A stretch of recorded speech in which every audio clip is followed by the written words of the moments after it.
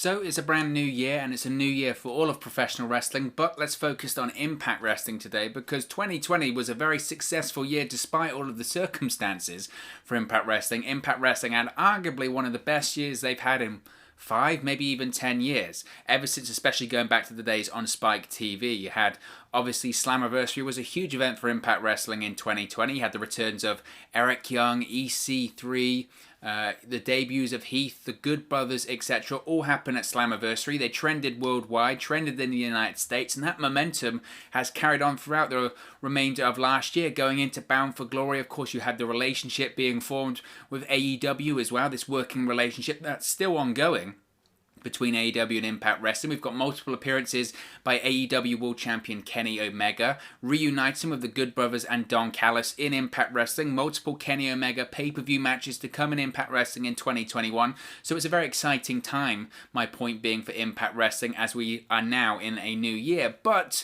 what everyone looks forward to when we go into a new year is whose year is it going to be this year? Who's going to have the big successful year in 2021? Well, today that's what we're going to look at. We're going to look at some Impact Wrestling stars to look at or watch out for this year, and some stars that could potentially be heading for success as we now are in a new year. So let's get straight into the names. Let's first talk about Ace Austin, because Ace Austin has been a name we've spoken about quite a bit on the channel recently, in that he has been someone that was largely omitted from Impact Wrestling television coming out of Bound for Glory. Now, why?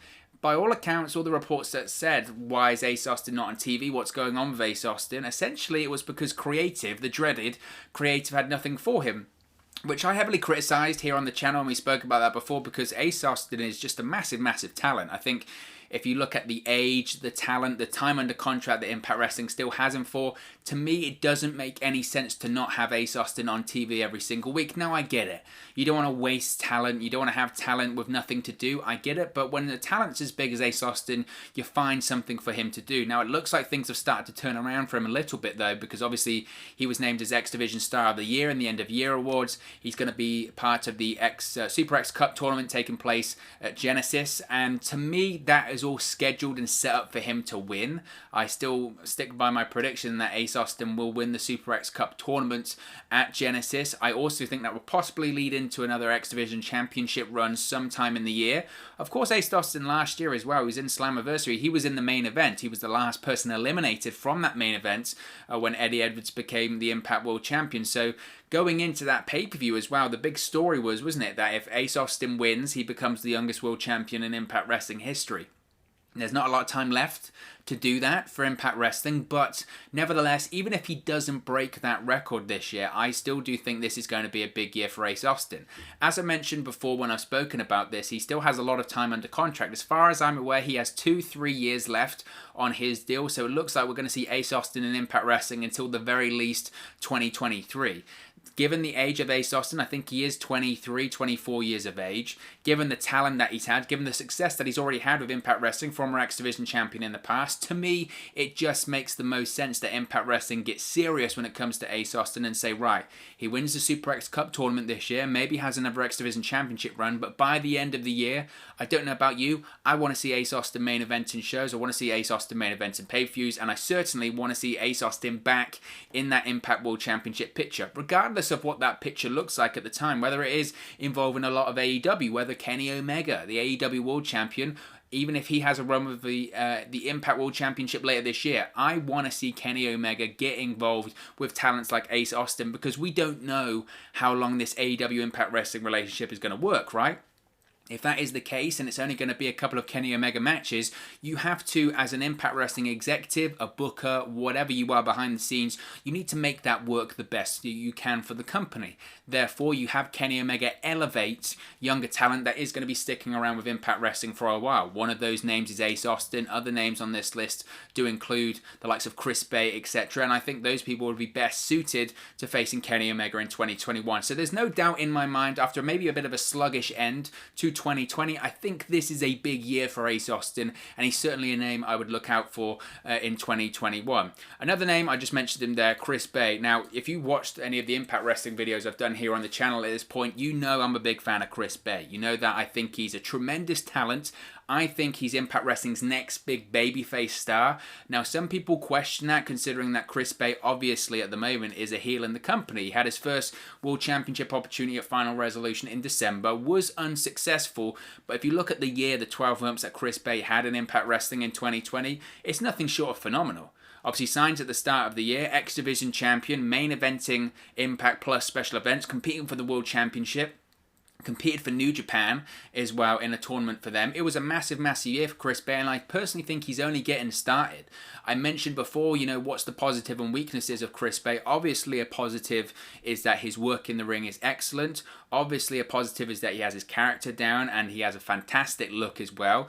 The only negative that some people may have levied towards him in the past would be in the promos department, but I truly think when it comes to talent, when it comes to developing talent and nurturing a character, I think it needs to be opportunity to cut promo. How many opportunities does Chris Bay get every single week to stand in the middle of the ring with a microphone in his hand and spit fire? Not totally often at the moment. He's having to craft that character through backstage vignettes and segments, and I think that's how you start, and he's proved he can get there. I think he does have a tremendous personality. It's just about bringing that out. If you follow him on social media, you know this guy has a tremendous personality. He's doing videos on Twitter just yesterday that are getting responses from The Rock, and The Rock respects talent. He sees talent, especially younger talent, and that's what Chris Bay is. He's a young, promising talent with a huge amount of potential and a massive, massive future in Impact Wrestling. As I mentioned, he was competing for the World Championship at the end of 2020, and I would be very, very disappointed and surprised if he doesn't at the very least compete for the World Championship in 2021. Personally, I don't think you can rule anything out of this year at this point. It's so early on, and as 2020 proved to us, anything can happen. If that is the case, to me that says that Chris Bay absolutely could be a world champion in Impact Wrestling in 2021.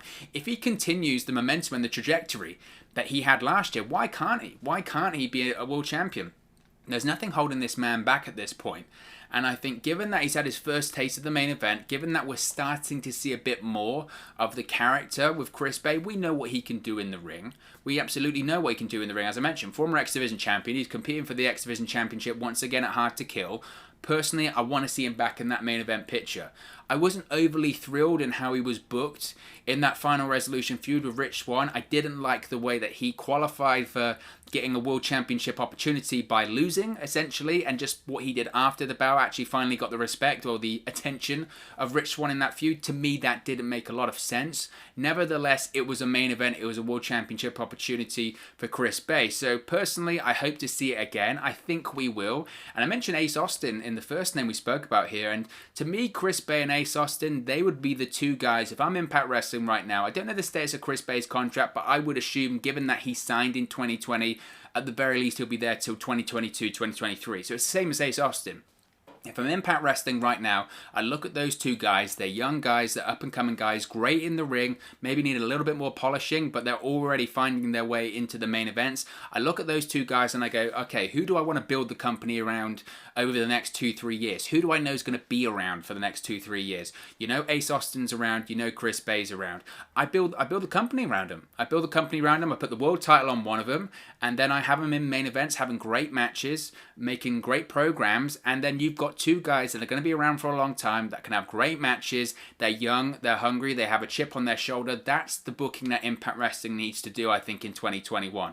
So I absolutely think that Chris Bay's a one to watch as well in 2021, along with the likes of Ace Austin. Now, we're not just going to talk about male talent this year, we're going to talk about the knockouts as well, and arguably, you can't say that Deonna Purrazzo is one to watch in 2021 because she was one to watch in 2020. She absolutely knocked it out of the park, frankly, in 2020. She's the current knockouts champion, two-time knockouts champion, after defeating Jordan Grace and then Su Yung.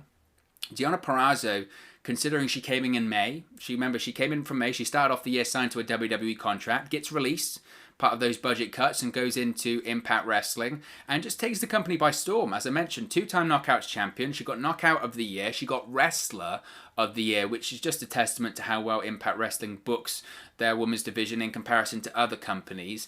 And I don't even think we've scratched the surface really when it comes to Deonna Purrazzo and her run in Impact Wrestling at this point. Now, she actually signed a full-time exclusive deal with Impact Wrestling around, I believe it was like August or September last year. I might have my months slightly off there, but my point being, it's not a million miles off. So when it comes to Deonna Purrazzo, I think at this point, really the sky is the limit. I think she is going to do fantastic stuff. I think the concern possibly could be for Deonna Purrazzo in 2021 is you need more and new opponents, and she's already gone through the likes of obviously Sue Young, Jordan Grace, Kylie Ray was meant to happen. Of course, that we know that isn't going to happen now. So there obviously potentially might be some issues when it comes to talent. Do you face people again, or do you rehash some things? Of course, she's faced Rosemary as well, or do you bring new talent in? And if anything's been taught in 2020 when it comes to Impact Wrestling, is that they're not afraid to spend, and they're not afraid to spend on bringing in talent. People don't start off where they people don't end up where they start off. Deonna Purrazzo is a great example of that, and I'm not wishing anyone to lose their job in WWE or AEW or anything like that, but contracts do expire, releases do happen, so I expect Deonna Purrazzo once again to have an absolutely stellar year, maybe even better than she had in 2020, considering her feet are firmly on the ground at this point, her feet are firmly under the table, and she knows exactly what she needs to do, and she's really leading the Knockouts division going forward in 2021. She is the standard bearer. That's not just by being champion, but that's by performance as well, and that's by performance in terms of matches, in terms of performance on promos as well. So I expect really, really big things from Deonna Purrazzo in 2021. I think she's going to do fantastic stuff, and I'm excited. I'm very excited because I really do think they've only just scratched the surface when it comes to Deonna Purrazzo this year. Now, another name that obviously we want to talk about is another signing for Impact Wrestling in 2020, that being Heath. Now, Heath's a really interesting one to me because obviously he had such a great start, a great debut at Impact Wrestling, coming in at Slammiversary. Now, when he signed at Slammiversary, I was very excited because actually Heath, during his time with WWE, we know Heath's history, we know the story about Heath and all that kind of stuff, 3MB, Social Outcast, Nexus. So when he was actually released as part of the budget cuts during the pandemic in April last year, there was obviously lots of speculation. Where was he going to go? AEW, Impact Wrestling? I was one of the first people, I think, to say, you know what, he really should go to Impact Wrestling. I think he will be best suited there, and I think he could do some fantastic work there. So when he debuted at Slammiversary, he was very, very excited.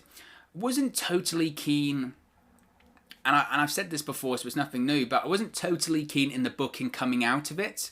And what I mean by that is I enjoyed some of the segments that they did about sign Heath, vote for Heath Slater. It was kind of presidential because of the politics that was going on at the time, especially around the fall of last year. I get it. I understood it. I did kind of feel that it was a bit of a rehash of the WWE gimmick that he did 2016. Of course, he was a free agent after the draft in WWE and then appeared on Raw, appeared on SmackDown, finally gets signed to SmackDown, does the team with Rhino, first ever SmackDown Tag Team Champion. So it worked out, obviously. But the thing I just wasn't keen on is that he did feel like a bit of a rehash. Nevertheless, the payoff of it was that he was going to win the Call Your Shot Gauntlet at Bound for Glory. Unfortunately, what happens, fate is very, very cruel sometimes, and he got injured. He got injured during that match. Rhino had to win it. They had to do a bit of a swerve. He has appeared on Impact recently, but of course he's still nursing the injury. I think it was a hernia or something like that. And he'll be back. Obviously, he'll be back, and I'm assuming actually probably he might be back quite soon, in terms of getting involved in the ring. He with Rhino winning the Call Your Shot Gauntlet, they actually changed it so Rhino, the championship opportunity rather that Rhino wanted to pick is a tag team title opportunity. So I think Heath and Rhino might go after the tag team titles. I still said what I wanted to see at Bound for Glory. I wanted to see Heath win. And maybe like the final two people be Heath and Rhino, and then Heath just beat the hell out of Rhino because he used him, got what he wanted, and got the contract with Impact Wrestling, got the title opportunity, and it was a way to elevate Heath and actually show him he's way more than this comedy character that he was in WWE and kind of has been in Impact Wrestling too. I wanted to see something different, and the reason I want to see something different when it comes to Heath is I know that he's capable. Look back at the promo he did with Drew McIntyre. Right, he gets released by WWE, and then he appeared on an episode of Monday Night Raw only a few weeks before he actually debuted for Impact Wrestling at Slammiversary. It was amazing. It was amazing. It was a completely different side to Heath Slater than what we'd seen in WWE at that point. He was emotional. He was real. He was gritty. He was fighting back tears. He was talking about Drew McIntyre leaving him out in the dark. Where were you when my family needed you? When were you when I lost my job? Slaps Drew McIntyre in the face. It was a real promo. It was one of the best promos, without a shadow of a doubt, on Raw in 2020. And that was a very high bar considering the likes of Edge, Randy Orton, etc. It was a fantastic promo. It really was that good. So I was really excited when he did sign with Impact Wrestling, because I thought finally we're going to see something very exciting when it comes to Heath in his terms of his wrestling career. Main events, serious promos, serious matches, serious programs. We haven't really seen that so far, but again, it's the injury. We don't know the full situation with the injury, what the plans initially were coming out of Bound for Glory. We won't know. Maybe it's something that they actually do eventually revisit once he's back from injury. But therefore, considering that I think there probably are big plans in place, I would assume that this is going to be a big year for Heath. So I'm very excited to see what he does in 2021. Another name, of course, Josh Alexander. Now, Josh Alexander is going to be a big year for him for several reasons. Obviously, the biggest being that he's losing his tag team partner. Ethan Page, he's now a free agent. He's no longer with Impact Wrestling. The North are splitting up. We don't necessarily know what's going to happen in terms of the North on Impact Wrestling TV. As I mentioned, they've already recorded all of the TVs going up to the Hard to Kill weekend. They recorded them back in November. So we're going to see a couple more appearances, I would think, of Ethan Page in Impact Wrestling. But eventually what we're going to get to is the North splitting up somehow, some way, whether it's Josh Alexander turning on Ethan Page or Ethan Page turning on Josh Alexander. Ethan Page is leaving the company. Josh Alexander is staying because, of course, he signed a 3-year contract extension in 2019. So he's with the company until 2022. Therefore, looks like Josh Alexander is going out on the singles scene. So therefore, it's a massive year for Josh Alexander. There is no doubt in my mind Josh Alexander can't be in main events this year. He can absolutely, I mentioned this all the time, who can be a world champion? Will they be a world champion in Impact Wrestling? Josh Alexander can be a world champion. There's no doubt in my mind that you have to remember that the North were two singles guys put together in the first place. So it's not like they're tag team guys for life. And the improvement that Josh Alexander has seen is kind of parallel to Ethan Page. People talk about Ethan Page a lot, maybe more than Josh Alexander. Is that deserved? That's debatable. But while Ethan Page obviously has got into the shape of his life in 2020, lost the weight, improved in the ring, his promos were still world class, people kind of sleep on the improvement that Josh Alexander has had during the same time period. Josh Alexander also, Ethan Page got into great shape, so did Josh Alexander. Maybe it wasn't as noticeable because it wasn't as drastic, but you look at Josh Alexander right now, he's in the shape of his life. This is a guy that at one point had a broken neck. He's managed to recover from that broken neck. Now he's in the shape of his life. Now he's having some of the best matches of his life, and he's still got a huge amount of value to Impact Wrestling. They wouldn't have signed him to a 3-year deal otherwise. So Josh Alexander being back in singles, I think is going to have this huge amount of momentum coming out of this split with the North and Ethan Page. But that is eventually going to happen. I'm assuming that Ethan Page will put Josh Alexander over on his way out from Impact Wrestling, do the favors. It's the time-honored tradition, as Vince McMahon would say. So I have no doubt that this is going to be a massive year for Josh Alexander, and he is still part of the fabric of Impact Wrestling. He's still one half of the longest reigning tag team champions in the company's history. There's no doubt they're going to leverage that. I'd be disappointed if Josh Alexander didn't go into main event programs, because I don't want to see him go into another tag team. That's old news. It's recycled. It's never going to be as good as the North. Obviously, he could go and compete in the X Division. That would be interesting. But I think, given the momentum will be hot, it's one of the biggest and best tag teams in Impact Wrestling history in the North. That split's a big deal. Putting over Josh Alexander on the way out is a big deal. So Josh Alexander will be ready and primed for a main event picture for me. So I think, again, he's one to definitely look at in 2021, because I think he's destined for the main event scene. He's got the look, he can work, he can cut promos. There's nothing to say that there's holding him back at this point from success in 2021. So that's another name definitely to look out for. Going back to the Knockouts, two names here, a tag team, Kiera Hogan and Tasha Steelz. Why is this a tag team to look out for in 2021? Well, of course, they're already in the finals. They're already in the finals of the Knockouts Tag Team Championship Tournament, and that's exactly what they're one to look out for 2021, because the Knockouts Tag Team Championships are back. We knew these were coming back for a long time, but obviously at the Hard to Kill weekend, we're finally going to crown Knockouts Tag Team Champions. The championships are back. It's just, again, more evidence of Impact Wrestling's commitment to the Knockouts division. Their incredible booking philosophy when it comes to female wrestling, why it sets them apart from many other companies in North America and the world, because of their commitment to women's wrestling. Multiple titles at this point, multiple storylines, multiple matches.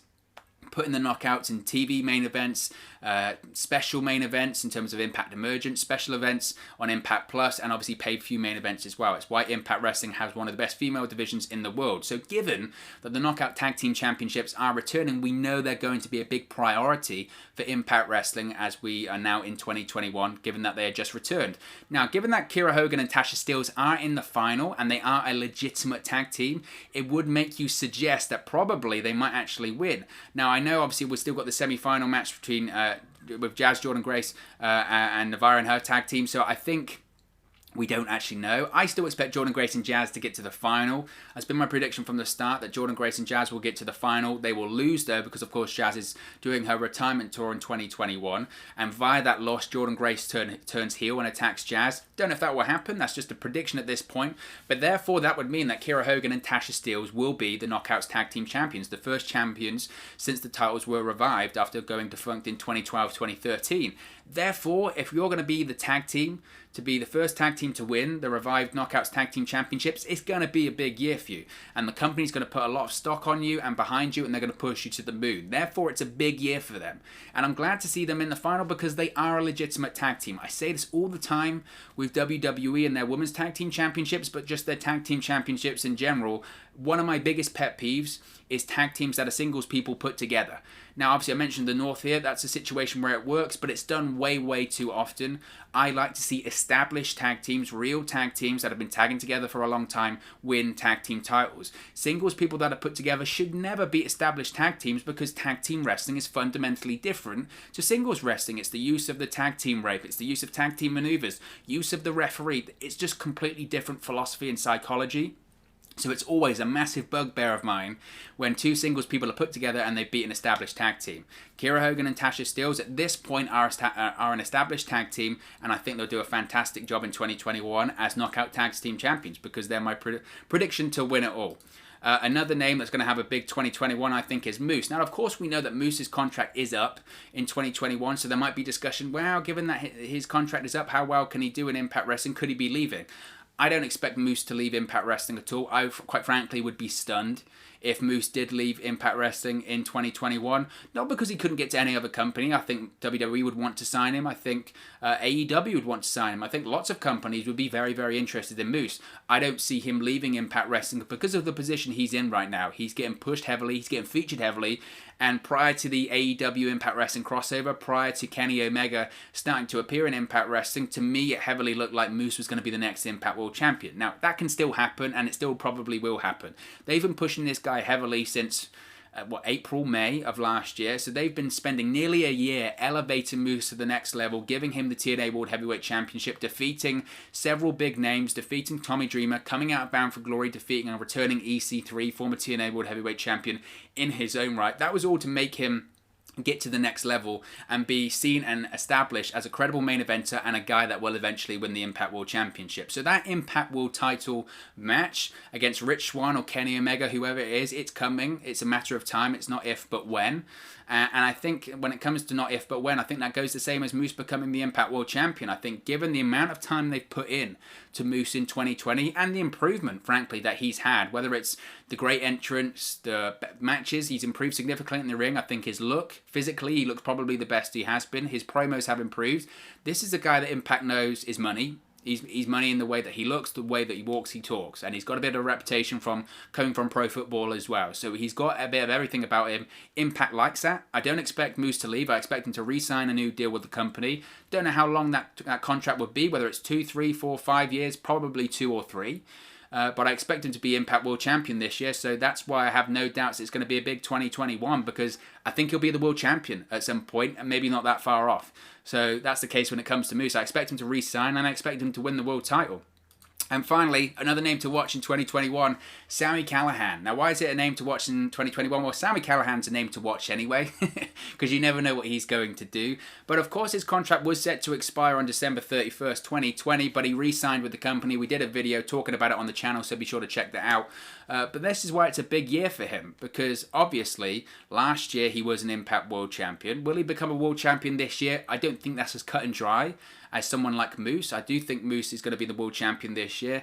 As far as Sammy Callahan, I don't even know at this point if it truly does matter. The reason it's a big year for him is because he's sticking around for 2 more years. And once you've made that commitment, you're a big name in the company like Sammy Callahan. You've been with the company since 2017.